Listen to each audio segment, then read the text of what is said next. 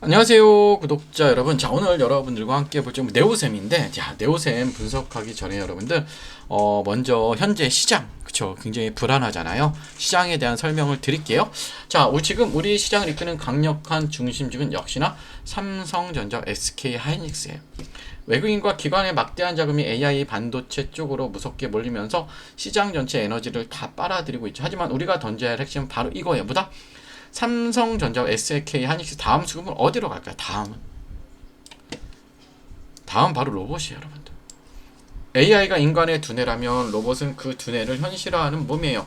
최근 대기업들의 대규모 자동화 투자와 미국 현지 공장 인건비 부담, 그리고 자동차 업계 파업 이슈까지 맞물리면서 이제 단순 테마가 아니라 산업 자동화 흐름으로 봐야 되죠, 여러분들. 그런데 로봇이 실제 현장에서 오래 움직이려면 무엇이 필수적일까요? 맞아요. 로봇의 생명을 연장하는 배터리와 전력 관리 기술입니다. 이제는 이 테마로 자금이 흘러갈 수밖에 없습니다. 그래서 얘가 어떤 종목을 사야 될지는 영상 끝에 말씀을 드리고요. 자, 이제 네오셈 본격적으로 시작합니다. 네오셈은 한마디로 AI 서버 데이터 센터와 필수적으로 들어가는 고성능 SSD. 그쵸? 자, 보시면 SSD 장비예요. SSD 장비, 그리고 또 뭘까요? 그리고 AI 데이터 센터 메모리 테스트, 이렇게 세 가지로 나뉘고 있어요. 쉽게 말해서 전 세계 데이터 센터가 AI 데이터를 막힘없이 처리하기 위해서는 초고속 저장 장치를 대량으로 들여올 때 그 장치들이 불량인지 아닌지를 완벽하게 가려내어 품질을 보증해주는 반도체 마켓의 최종 게이트 키퍼 역할을 하며 돈을 버는 기업이에요. 자, 여러분들 최근 주가 위치와 시장 반응인 핵심 뉴스를 냉정하게 짚어보면 네오셈의 주가는 그야말로 엄청난 대시세를 폭발했어요. 그쵸? 대시세를 여러분들도 아시다시피 폭발했습니다. 그쵸? 예.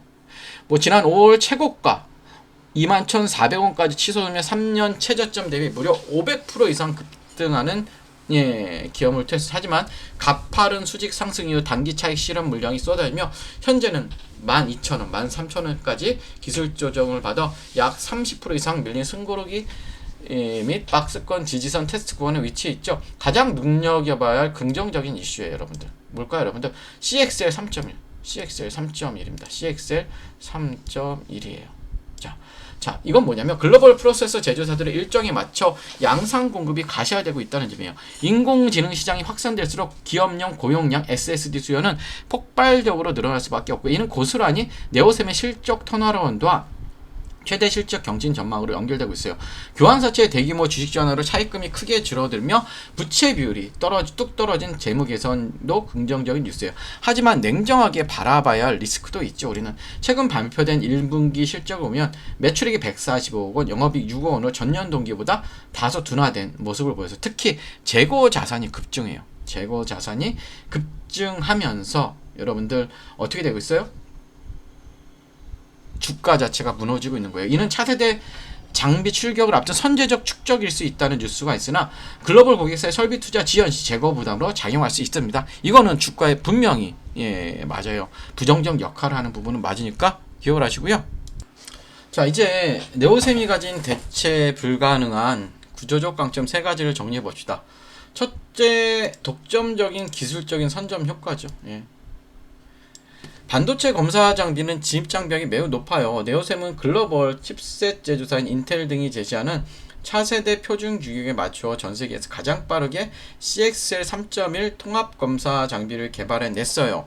경쟁사들이 기술을 쫓아오기 전에 이미 시장을 선점하는 효과를 누리고 있고요. 둘째, 압도적인 유동성이에요.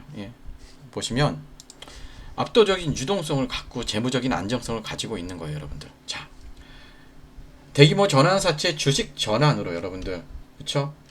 어때요, 여러분들? 빚은 줄고 자본은 늘어났어요. 현재 유동 비율이 무려 460%입니다. 그래서 현금 자산이 빵빵하게 차있기 때문에 향후 차세대 장비 대량 생산을 위한 추가 설비나 R&D를 리스크 없이 공격적으로 진행할 수가 있고요. 자, 확인해야 될 건 뭘까요? 확인해야 할 조건은 뭐예요? 재고 소진 및 영업이익률이 확보돼야 되겠죠, 결국은. 그럴 때 비로소 주가 자체는 다시 우상향을 할 수 있으니까 기억을 하시고, 지금부터 차트적으로 좀 분석을 해볼게요. 자, 최근에 무너졌다가 오늘 조금 상승은 하고 있긴 하지만 결론적으로 보면 뭐냐면, 지금 이 종목 같은 경우는 단기적인 상승이 일어났기 때문에요. 어디가 좀 중요한 자리냐면 이 자리가 중요한 자리. 이거의 절반. 이 가격이죠. 이 가격이 확실히 안착이 13,000원, 15,000원 정도 잡으시다. 15,000원 정도. 오늘 상승은 반짝 상승일 수가 있어요, 여러분들. 그렇기 때문에 결국 뭐다? 이 15,000원이라는 가격대, 그쵸? 이 가격이 조금 중요한 가격대죠, 여러분들. 그쵸? 이 부분이 딱 15,000원은 아니지만 이 가격대 부분이 굉장히 중요한 부분이기 때문에 결국 뭐다? 이 15,000원을 안착했을 때 우리는 본격적으로 공략을 하는 게 맞고요. 자, 마지막으로 네오셈은 앞으로 다가올 CXL 세상의 확실한 대장주가 맞아요. 주가라는 것은 아무리 좋은 주식도 한 번에 일직선으로만 오르지는 않죠. 지금 같은 조정권에서 내가 가진 평단가가 얼마인지, 내 계좌의 비중이 얼마나 큰지에 따라 리스크를 관리를 위해 물량을 일부 덜어내야 할지, 아니면 매수 기회로 삼아 물타기를 해야 할지 공식이 완전히 달라져요. 특히 하반기 글로벌 빅파마나 빅테크 기업들의 인프라 투자 발표 일정에 맞춰서 기관과 외인들의 대규모 흔들기가 예상되기 때문에 정확한 가격대별 매매 기준선을 모르면 심리적으로는 버티기 힘든 자리가 될 수 있어요. 야, 영상에서 다 담지 못한 네오셈의 세부적인 지지선 가격대와 고점 탈출 매매 시나리오, 그리고 하반기 리스크를 피하기 위한 실시간 리스크 체크 포인트가 담긴 대응 리포트를 여러분들께 무료로 공유해 드리도록 할게요. 아래 번호로 종목명 네오셈 아니면 종목이라고 남겨주시면 제가 여러분들께 바로 공유해 드리도록 할 거고요. 마지막으로 영상 초반에 말씀드렸던 이 종목 사야겠죠. 과연 어떤 종목을 사야 될지 집중해 주시고 미리 좋아요 구독 부탁드릴게요. 자, 여러분, 지금 한국 주식시장에서 가장 강한 중심주는 누구나 알고 있습니다. 삼성전자와 SK하이닉스죠. AI 반도체, HBM, 메모리 업황 기대감이 겹치면서 외국인과 기관의 자금이 반도체 제형주를 강하게 움직이고 있죠. 그런데 주식시장에 정말 중요한 것보다 이미 많이 오른 종목을 따라가는 것보다 그 다음 돈이 어디로 움직일지를 먼저 보는 거죠. 삼성전자와 SK하이닉스 다음 수급은 어디로 갈까요? 지금 여기서 저는 단순히 2차 전지 전체를 보는 게 아니고요. 단순 로봇주만 보는 것도 아닙니다. 지금 봐야 할 건 AI 반도체, 다음에 이어질 수 있는 피지컬 AI, 그리고 로봇의 에너지 핵심 축이에요. 자, 쉽게 말하면 이렇습니다. AI가 두뇌라면 로봇은 몸입니다. 그런데 이 몸이 아무리 좋아도 오래 움직이지 못하면 산업 현장에서 쓸 수 없습니다. 공장에서 계속 움직이고 무거운 물건을 나르고 정밀한 작업을 반복하고 충전과 반전을 안정적으로 관리하려면 반드시 필요한 게 있다. 바로 뭘까요? 바로 배터리입니다. BMS, 전력관리 충방전 시스템입니다, 여러분들. 예. 중요한 건 뭐냐면 그냥 일반적인 2차 전지 종목을 제가 보자는 게 아니에요. 전기차 배터리와 로봇 배터리는 보는 기준이 틀립니다, 여러분들. 전기차는 긴 주행거리와 대용량이 중요하지만 하지만 산업용 로봇이나 협동 로봇은 뭐예요, 여러분들? 순간 출력, 안정성, 충전 효율, 배터리 있으면 그리고 전력 제어가 훨씬 중요하죠. 고출력 배터리 백이 중요한 거예요.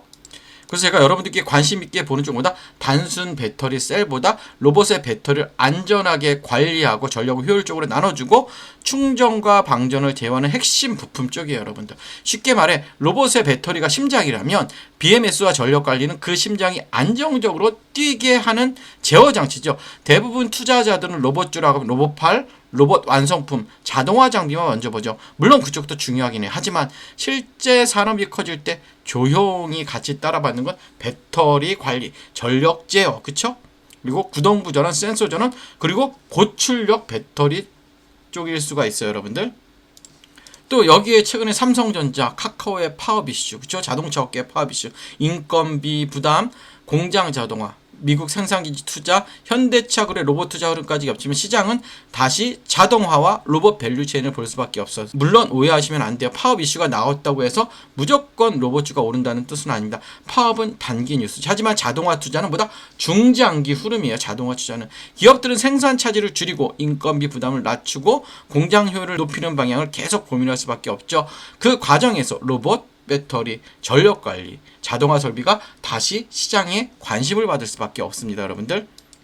그렇다면 여기서 중요한 건 아무 종목이나 보면 안 되겠죠. 테마 안에서 조건이 필요하죠. 자, 로봇 또는 자동화 산업과 연결될 수 있는 실제 사업 구조를 가지고 있어야 되고, 둘째, 배터리나 전력 관리 쪽에 단순 기대감이 아니라 실제로 매출 연결 가능성이 있어야 하고, 셋째, 최근 주가가 이미 과열된 상태인지 아니면 조정 이후 다시 관심을 받을 수 있는 위치인지를 확인해야 되고요. 저는 여기서 차트도 굉장히 중요한 겁니다.